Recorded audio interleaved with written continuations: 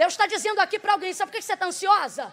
Sabe por que seu cabelo está caindo? Sabe por que a gastrite nervosa está atacando? Sabe por que as doenças psicossomáticas estão flagelando a sua alma? Não é porque está faltando hormônio nem substância no teu corpo, não. Está tomando vitamina, está com a terapia em dia. Mas por que não está reagindo? Aí a gente olha para isso aqui. É porque você está querendo dar um jeito de fazer cumprir as promessas que só Deus pode realizar. Mas nesta noite ele já começou a responder. E ele está dizendo aqui para quem tem ouvidos ouvir. Faz o que a gente combinou. Eu ouvi.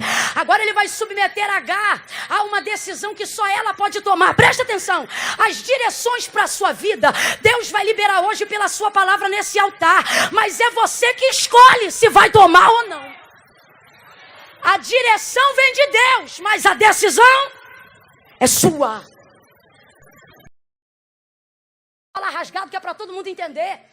Porque ela é uma senhorinha bem envelhecida e entretecida. Quando Sara se vê na realização de amamentar seu filho Isaac, nós estamos falando de alguém que não amamenta aqui não, amamenta aqui, de tanta idade que tem.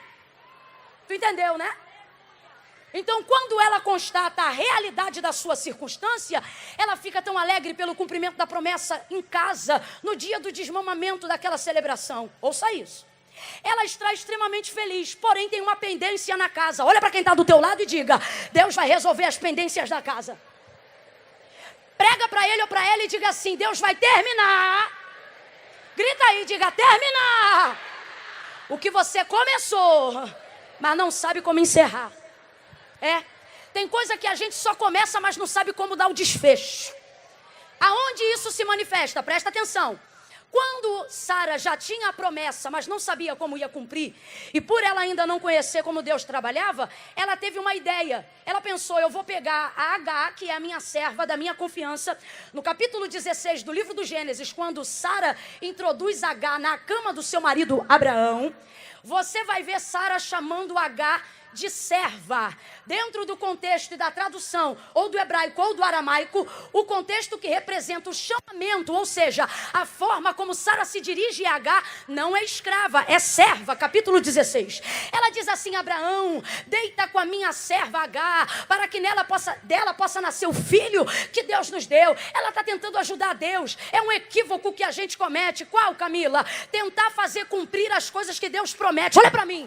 Não é da tua responsabilidade fazer cumprir o que Deus promete. Quando Deus te faz uma promessa, é da responsabilidade dele o cumprimento da promessa. Então você não precisa inventar nada. É só você ficar no plano que Deus combinou com você. Por exemplo, Deus aparece para Abraão no capítulo 19, se não me engano, e diz assim para ele: Abraão, anda na minha presença e ser perfeito. Isso logo depois dele ter deitado com H, pedido de Sara. O que isso significa? A grosso modo, sabe o que Deus está dizendo? Abraão, você não precisa inventar nada, só faz o que a gente combinou. Deus está dizendo aqui para alguém, sabe por que você está ansiosa? Sabe por que seu cabelo está caindo? Sabe por que a gastrite nervosa está atacando? Sabe por que as doenças psicossomáticas estão flagelando a sua alma? Não é porque está faltando hormônio nem substância no teu corpo, não. Está tomando vitamina, está com a terapia em dia. Mas por que não está reagindo? Aí a gente olha para isso aqui. É porque você está querendo dar um jeito de fazer cumprir as promessas que só Deus pode realizar. Mas nesta noite ele já começou a responder. E ele está dizendo aqui para quem tem ouvidos ouvir: faz o que a gente combinou. O que, Camila? Espera! Espera! Só que ela não esperou. E no cumprimento dessa ideia que ela teve, ela vai introduzir H. Qual é o nome da moça? Qual é o nome da moça? Vai introduzir H na cama de Abraão, para que dele nasça o filho da promessa. H vai gerar. Mas H não se sentia preparada para gerar. Não um filho de quem tem uma promessa tão grande quanto Abraão. E Sara, apesar de ter dado a ideia, também não se sentia pronta para ver H gerar. Tem gente na nossa vida que a gente torce muito, torce, até ver que essa pessoa cresceu mais do que a gente. E então a gente percebe que não estava preparado para ver ela ficar tão melhor do que a gente. Guardadas as devidas proporções, é quase que o que está acontecendo. Porém, o que na verdade vai acontecer é que H, por não estar preparada para viver uma autoridade tão grande na sua vida, vai começar a desmerecer Sara. Só que Sara pode não gerar, mas ainda é a senhora da casa. E o texto diz que Sara não pode expulsar Agar de dentro da sua casa. Por quê? Porque agora ela carrega uma semente de Abraão. Ideia que foi dada por ela. Agora presta atenção. Eu quero que você tire Agar dentro desse contexto de mulher sem vergonha por ter deitado com Abraão. E comece a entender que Sara era apenas uma serva. Agar era apenas uma serva. Tanto é que Sara chegou para Abraão e disse o quê? Deita com a minha. E dela nascerá o nosso filho. Então, para Sara, Agar é serva da confiança dela. Ela não introduziria na cama do marido, dentro daquele contexto, alguém que ela não sentisse que tinha confiança nessa pessoa. Só que depois que Agar começa a gerar, ela não está preparada para aquilo, começa a se achar. E ela começa como se vaidosa pela barriga a espizinhar a senhora. Mas a senhora, que é a Sara, não vai admitir. Não pode mandar ela embora, mas vai fazer o que mulher sabe fazer muito bem quando está com raiva. Não deve, mas faz o quê? Matar na unha. Sara não fala, mas olha. Sara não manda embora, mas não celebra a presença. Sara não despede, mas também não dá paz em casa. É quando você precisa se submeter a contextos aonde você abriu a margem para algo que você pensava que estava no seu controle e de repente você percebe que não tem mais o controle sobre essas pessoas, não tem controle sobre essa família, não tem controle sobre as tragédias que aconteceram na sua casa, não tem controle sobre o desdobramento das escolhas que você fez e você não sabia que elas iam dar desdobramentos tão terríveis quanto esse. Resultado, Sara espizinha tanto Agar, que tem um dia que ela não aguenta o nível de humilhação a qual ela é submetida por Sara. O texto diz que ela sai de casa errante, sem saber para onde vai, buchuda, barriguda, grávida de Abraão no meio de um sol escaldante, vai parar no meio de um deserto, fugida. Olha para alguém aí agora e diga: ela fugiu. Ela fugiu. Olha para cá. Perdão, ela fugiu por motivos nobres. Em que sentido? Ela não aguentou a humilhação. Sabe o que a Agar está provando? Que ela não depende da fortuna de Abraão e nem está disponível a ser tão humilhada por causa de teto e comida. Há nela brio, há nela orgulho, há nela um nível de dignidade que faz ela perceber quando uma coisa fica insuportável. E num ato de devaneio sai ela então de casa. Preste atenção. Vai parar nesse deserto, anda, sol escaldante, grávida. E então ela pensa: eu vou morrer. Por quê? Ela para no meio de um deserto. Mas segure aí, senhoras e senhores. Isso não é Gênesis 21, isso ainda é Gênesis 16. O primeiro deserto que Agar conheceu chamava-se Sur. Qual é o nome do deserto? Sur. E sabe o que significa Sur? Muro. Muro. Agar foi parar num deserto cujo significado do seu nome é muro. E quando ela chega no deserto de Sur, ela acha que vai morrer. É ali então que o Deus de Abraão aparece para Agar. E então ela vai dizer: eu vi o Deus que me vê. Sabe o que ela está entendendo? Presta atenção. Ela era egípcia, mas vai mencionar essa palavra no hebraico. Porque ela reconhece que quem está diante dela é alguém que ela via frequentar a casa de Abraão. Quem está me acompanhando, diga amém. Então ela é egípcia e está desesperada, mas ela percebe que a presença daquele anjo manifesta o Deus que cumpre promessas na casa de Abraão. Ao invés de olhar para ele e dizer Deus de Abraão, ela reconhece e diz: hoje eu vi o Deus que me vê. Sabe o que ela está dizendo? Hoje eu entendi que o Deus de Abraão também sabe quem eu sou. Rapaz, isso é muito sério. Às vezes a gente foge numa tentativa desesperada de sair do lugar que nos aperta, que nos humilha, que nos afronta, sair do círculo de pessoas, seja no trabalho, seja na família, seja em alguns ambientes na igreja, porque nós somos seres humanos, e numa tentativa desesperada de sumir e de sair daquele contexto, a gente percebe que o Deus que cuidava da gente, naquele contexto, vai buscar a gente lá, vai buscar a gente na nossa fuga. Por quê? Oh, aleluia! Ela diz: eu vi o Deus que me vê. Aí olha o que ele diz para ela. O nome do menino, já deu a ultrassonografia, vai ser menino. O nome do menino vai ser Ismael. Sabe por quê? Ele diz: porque o Senhor ouve. Não, você não está entendendo, eu vou te explicar. Quando ela diz assim, ó, eu, Roy, eu vi o Deus que me vê, ela está dizendo, agora eu vejo que Deus me vê. Mas quando ele responde essa conclamação que ela faz, dizendo o nome do menino será Ismael, sabe o que ele está dizendo para ela? Eu não apenas vejo, eu também. Oh, meu Deus. O que ele está dizendo para ela é, H, eu não só vejo, eu também. E diferente de tudo que você já ouviu sobre testemunhas, Deus não é testemunha passiva de nenhuma circunstância. O que é isso? Tem gente que vê, mas não pode falar o que viu. Tem gente que ouve, mas não pode contar o que ouviu. Deus está dizendo, quando eu vejo e eu ouço, eu considero o que eu vou fazer em cima do que eu vi, do que eu ouvi. Agora ele vai submeter H a uma decisão que só ela pode tomar. Presta atenção. As direções para a sua vida, Deus vai liberar hoje pela sua palavra nesse altar. Mas é você que escolhe se vai tomar ou não. A direção vem de Deus, mas a decisão é sua. Qual é a direção de Deus para H? Ele diz assim para ela, H, volta e humilha-te debaixo da mão da tua senhora. Sabe o que ele está dizendo para ela? Volta de onde você fugiu. Mas eu vou voltar para ser humilhada? Vai. Mas por que tem que voltar? Quem ainda está comigo, diga amém. Lá atrás, quem ainda está comigo, diga amém. Por que tem que voltar?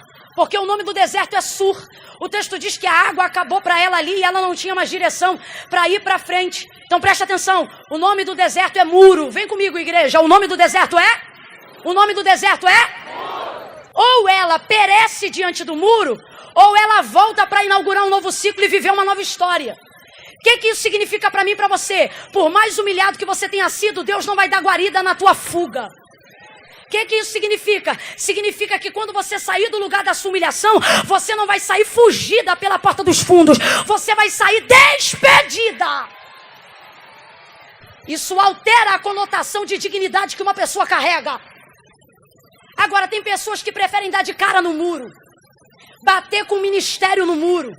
Viver colocando o casamento no muro, confrontando a família no muro, os negócios no muro, trabalha na empresa, mas não cresce, só vive de cara no muro, lê a Bíblia, mas não entende nada, só dá de cara no muro, busca, mas não tem de Deus uma direção. Por quê? Porque o clamor pode estar certo, mas se ele estiver sendo feito no lugar errado, não vai adiantar nada.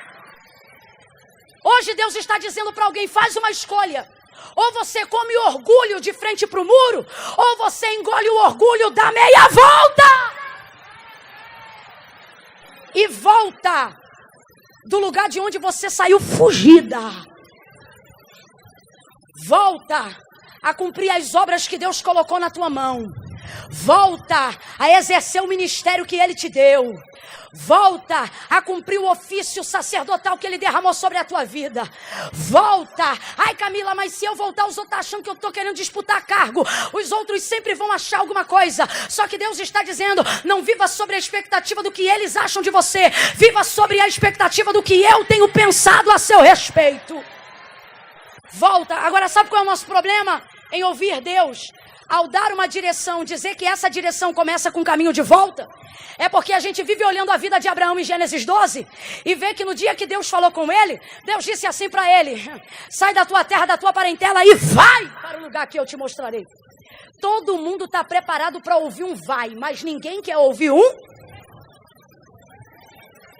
Só que o que você tem que entender, filha, é que o Senhor está dizendo, não interessa a direção que eu der. Se eu estou dizendo vai, ou se eu estou dizendo volta. O que importa é que você tem de mim uma direção. Então presta atenção. Quando a direção é de Deus, até voltando você avança. Quando a direção é de Deus, até voltando você cresce. Quando a direção é de Deus, até voltando você rompe. Quando a direção é de Deus, até voltando você supera. Quando a direção é de Deus, a obediência corrige tudo. Você diz, mas vou voltar para ser humilhado? Vou voltar para ouvir conversa fiada? Eu vou falar rasgado. Tem gente aqui que visitou casas dentro da família e disse no dia da ira, eu não piso aqui nunca mais. Deus está dizendo, falou cedo demais. Porque você é a peça que eu vou usar para consertar essa família. Volta! Volta! Volta! H agora volta. Por quê, gente? Porque voltar não é derrota, é direção. O que H precisa se concentrar agora é que não importa se é para frente ou para trás, ela está debaixo de uma direção. Olha para quem está do teu lado e diga, uma direção. Isso, diga uma direção. Uma direção é o que você precisa. Quem está me ouvindo bem, diga amém. Ouça isso com carinho. O carro que você dirige, ou que você vai dirigir, eu profetizo, Senhor, carteira de habilitação. E profetizo que o Deus que dá a carteira também vai dar o carro. E já que é pela fé, eu declaro que vai ser 0. Aleluia. Mas vamos lá. Carro que você tem, que você dirige, ele sobrevive com apenas uma marcha? Não. Não dá para você rodar com um carro que só tem uma marcha. Ah, Camila, mas o meu é automático. Você pode ter certeza que ele tem de 5 a 6. Só que ele muda sozinho. Mas as marchas estão todas lá. Preste atenção. Em momentos difíceis, de humilhação, onde a gente vê tudo deteriorar e pede de Deus uma direção, o que você quer é um Deus que se levante e diga, eu vou te honrar. Não é um Deus que diz, volta e se humilha. Só que toda a palavra de Deus é digna de toda aceitação. Ela não volta vazia, antes ela vai e faz aquilo que lhe apraz. Então não importa se é para ir ou se é para voltar, se é de Deus, é bom cumprir. Volta para o exemplo do carro. Só quem dirige agora, ou já viu alguém dirigir, entende? Vai conseguir responder. Você consegue subir uma ladeira, uma rampa íngreme com o carro de terceira? Consegue subir de segunda? Se ela for íngreme, você só sobe de? Agora deixa eu te mostrar uma coisa. A marcha primeira, ela é a marcha de maior força, sim ou não? Mais ou menos, vai ouvindo. Ela tem muita força. Ela ajuda você a subir as rampas íngremes. Só que ela consegue correr? Não, o giro do motor começa a gritar. Porque ela tem força. Em épocas onde você precisa fazer força, você não tem que ficar olhando para a velocidade. Escute isso. Agora preste atenção que eu não vou parar na primeira, não. Você sabe qual é a marcha de maior força no carro? Não é a primeira. Quem já dirigiu sabe. É o quê? É a ré. Se o morro for íngreme mesmo, papai tinha um Fusquinha, 86. Quando a gente precisava subir um morro que era muito íngreme, papai botava a primeira, tentava, parava, descia, freio de mão, não conseguia. Aí o que papai fazia? Manobrava o carro e subia de... Tem gente que já começou a entender. Subia de ré. Por quê? A ré é bonita? Não. A ré é confortável? Não. Mas é ela que tem força para passar por situações que sem ela você não passaria. Isso aqui é só um exemplo para você entender. Sabe por quê? Você quer viver o cumprimento da promessa rápido. Você quer sair dessa humilhação rápido. Então você só procura velocidade. É por isso que está dando de cara do muro. Hoje Deus está dizendo, ativa a ré que eu te ajudo. Começa a andar na minha direção. Volta onde eu te mandar voltar. Abraça quem você tiver que abraçar. Desce diante de quem você tiver que descer. Pede perdão para quem você tiver que pedir. Camila, mas eu vou pedir perdão por quê? Foi o fulano que me humilhou. Foi a outra que me ofendeu. Foi ela que disse, Deus está dizendo, pois é, mas dela eu não espero nada porque o ventre está vazio, mas de você eu estou esperando um recomeço na tua história. Anima alguém aí agora, mão direita lá em cima, vem comigo, mão esquerda junto. No 3, você vai abrir os braços e vai sacudir o ombro de alguém, mas é para sacudir. Ai, Camila, mas é que eu não sou muito de sacudir. Então da próxima vez procura uma pregadora menos pentecostal, porque hoje a gente é pentecostal até o tutano. Inclusive, cadê o menino da banda? Me ajuda aí no teclado. No 3, mão lá em cima. Oh meu Deus do céu. Oh meu Deus, quando eu disser 3, você vai sacudir e vai dizer, se tiver que voltar, volta. É 1, é 2, é 3, vai, sacode. Se tiver que voltar, volta. Abraça quem tiver que abraçar, pede perdão para quem tiver que pedir. Deus está dizendo, você vai voltar, mas não é para ser humilhada, é para recomeçar uma história nova. Eu vou entrar com novidade. Não importa se é subindo ou descendo, Se é ganhando ou perdendo, sabe o que acalma o nosso coração? Saber que a gente está no centro da vontade de Deus. No centro da vontade de Deus você não passa fome. Segura aí, é só os instrumentos por enquanto. No centro da vontade de Deus você não passa fome. Davi disse, fui velho. Ou melhor, fui moço. Sou velho, nunca vi um justo desamparado, nem a sua descendência. No centro da vontade de Deus você está no meio da guerra e não teme a guerra. Ele disse, eu não temerei o exército dos milhares que me cercam. Ei, uns confiam em carros, outros em cavalos, mas nós faremos menção do Senhor. Ela volta, olha aqui para mim. Ela volta, mas não volta feliz não. Ela volta, mas não volta alegre não. Porque, irmão, obedecer a Deus muitas vezes requer sacrifício. Esse evangelho oba-oba só dura o horário do culto. Camila, como é que você sabe disso? Porque depois a vida do povo em casa não muda. No trabalho não muda, sabe por quê? Querem pregar um Cristo sem pregar a cruz que Ele mandou carregar. Muitas vezes obedecer à vontade de Deus requer sacrifícios. Mas por que mesmo assim eu obedeço? Porque ela é boa, perfeita e agradável. Camila, por que você não está falando de Sara?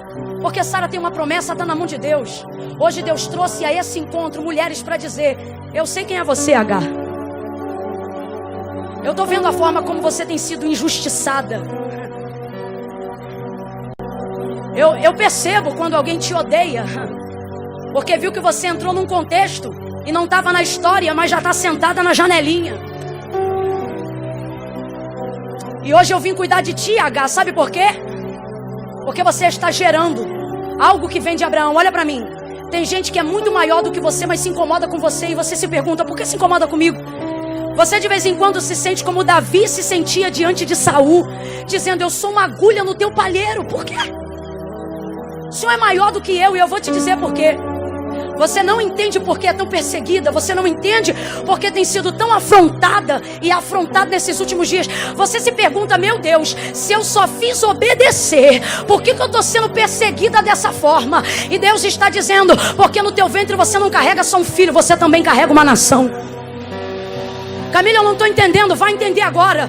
Quando o nível de perseguição não é condizente com a vida da pessoa, por ela ser pequena, serva, humilde, simples, é porque Deus está dizendo, você considera isso só um ministério, você considera isso só um departamento, você considera isso só um título, você considera isso que você carrega apenas uma coisa, dentre as tantas coisas que Deus te deu. Mas Deus está dizendo, não, eu uso a tua voz para abalar gerações, a tua oração vai mudar a hereditariedade da tua casa. Não é o que você sente, não é apenas o peso de uma barriga, é o peso da responsabilidade de alguém que carrega uma nação.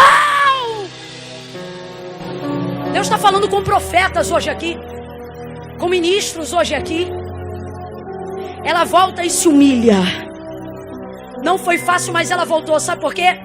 Eu prefiro voltar e recomeçar do que ter uma lápide do meu corpo no deserto dizendo, aqui jaz quem preferiu ser orgulhoso ao invés de obediente.